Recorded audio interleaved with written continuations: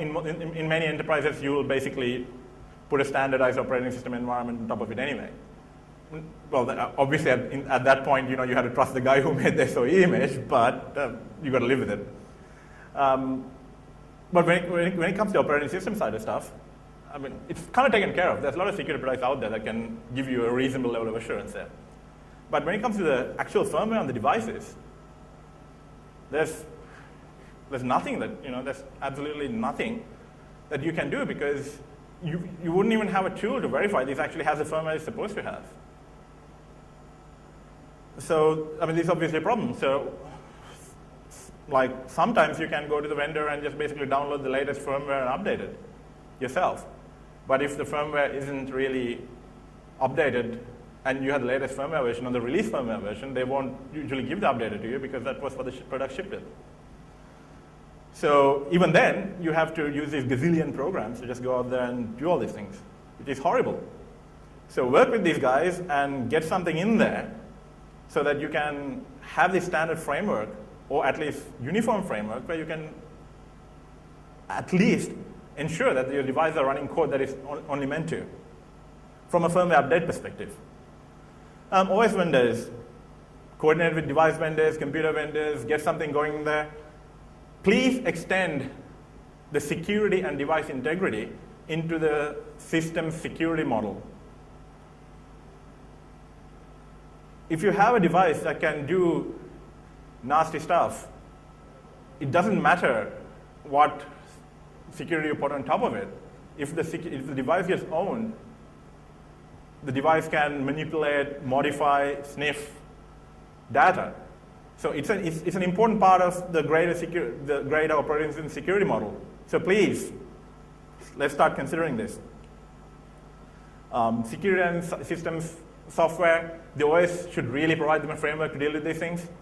I mean, you can't realistically be expected them to go and invent everything, because there's a chance that Microsoft or one of the OS vendors will at some point go and change it anyway. So, okay. I think I need to really quickly move on because it's going to take a while longer than I expected. Okay.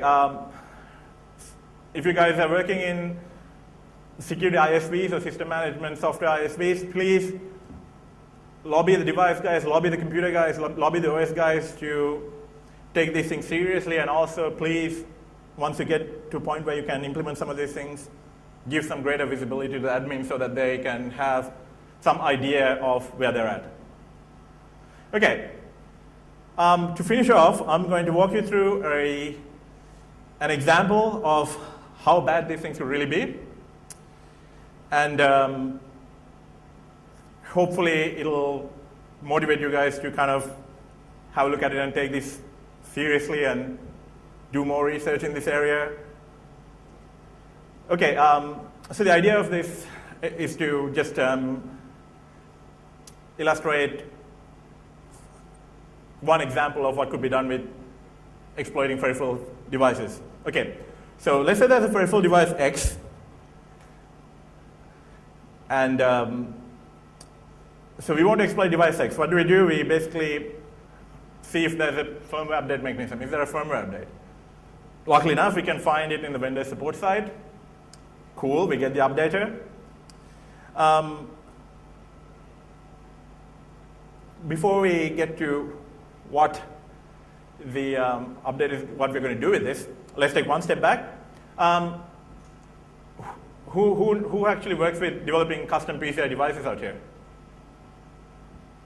Okay. Basically, there's a mode of many buses called bus mastering DMA. It exists so that the device can directly talk to and transfer memory between another peripheral device on the same bus, or more often than not, with the main system RAM. And PCI bus implements this function. There's a lot of devices that implement this function, so you don't need the CPU to program a DMA transfer in there. The device can initiate a DMA transfer by itself. I don't know if you guys are familiar with the FireWire stuff where you could do a device initiate DMA transfer. So the FireWire specification allowed it, but the actual chipset, at the chipset level, the FireWire chipset sitting on the PCI bus would do the same thing. So, okay. So to give you an idea of what type of devices use bus mastering DMA, a lot of high throughput devices that need quick access and to move a lot of volumes of data end up using bus mastering because they want to maintain minimum CPU utilization while doing all these things. So I'm sure you can all guess what kind of device out there that does bus mastering. So what do we do with this bus mastering device? Well, you have the ability for this device to initiate DMA transfers to and from main memory. Then you have a general purpose programmable microcontroller on it. So what do you get if you can actually inject code and get it to initiate DMA transfers? You get the ability to basically read or write anywhere in system memory in the RAM. And the RAM factor is quite interesting because when you're writing to RAM, basically none of the MMU features that are meant to protect you from a privilege level scenario applies to you because you're writing directly to the RAM. If the RAM is page in, you can write to it or read from it. So let's take a look at this particular updater. It was packed with ASPAC, and it had encrypted firmware included as a binary resource. Basically, there was part of the code where the binary was actually reading the encrypted blob, processing it, and then uploading it to the device. So this part was actually quite garbled. So obviously, someone thought that we really don't want people to look into this. So on top of the ASPAC, they actually garbled something, and I'm pretty sure that they had done this this existed from their DOS update or whatever. It looked like pretty old-looking code. So what do we do in this situation? I personally use Dynamics BinNavi, which actually provides very good scripting functionality.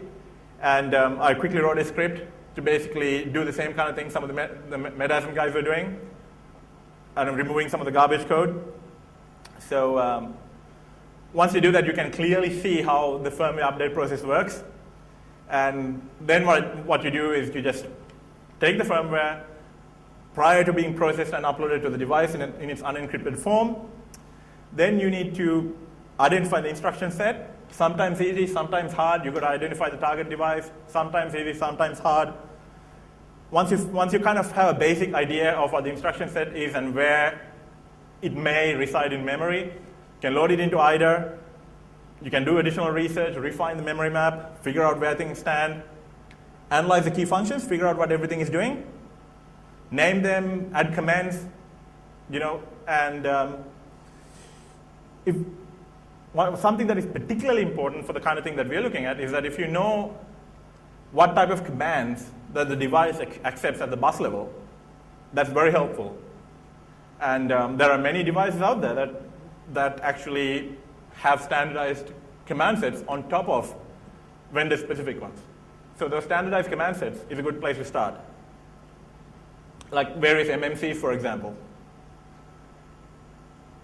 And there might be some holes that you want to deal with that in your understanding to get where you want to get. So some of the things that I found useful is to compare different versions of the firmware and check against, cross-verify against bug fix information to figure out what they fixed, and then identify the portion of code that has changed. So you kind of know that this is where it might have been fixed. Sometimes it's easy because the code has changed only a little bit. Sometimes it's a bit harder. But generally, that helps a lot. Also, if you have different related devices, like if you know that the same chipset is used by multiple manufacturers in different devices, it kind of helps to get all the firmware and have a look at all of these things. Because some of the manufacturers implement features differently. Some enable certain features of the chipset while the others don't. So you can look at what code changed these things, and you can clearly see, okay, this is the code pertaining to that particular feature. And something that I really find helpful for this is a tool like BinDiff, because you can port your names and comments and so on and so forth. So it saves you a lot of time, and it gives you a baseline to work with as well. It's quite quick. When you're doing these things, you can also look for strings, shared library type situations, where you can find the RTOS code, the SDKs that they're using, their compile artifacts. So there's a lot of stuff out there that can kind of help you orient yourself and understand what's going on in there. But ultimately, your goal is to understand the bus command handling, responding, and how to set up bus mastering DMA transfers. And once you do that, well, just embed your injection code and you're ready to go. So write code and just write code into the firmware, update the device, pray that it works because I've bricked more devices than I would like to think about. Sometimes it helps to just return it, like, or, well, I kind of played with it, but it doesn't work anymore. And it sometimes works. In one particular case that apparently it was sent to the manufacturer and they returned it, saying that the firmware has been maliciously manipulated. So sometimes, it doesn't quite work out. In general, for anyone playing with firmware or embedding stuff into firmware, I highly advise as a first exercise, if possible at all, to write a small piece of code that allows you to inject code on a regular basis and just try it out to see, because writing into the firmware and screwing it up is an expensive process. So install a custom command handler that takes your code as input and executes it and establish a channel to get the data back. I mean, for storage devices, for example, fairly easy storage, that's what they do, pass data back and forth. So alternatively, I've also lately spent more time on actually looking for vulnerabilities in these devices.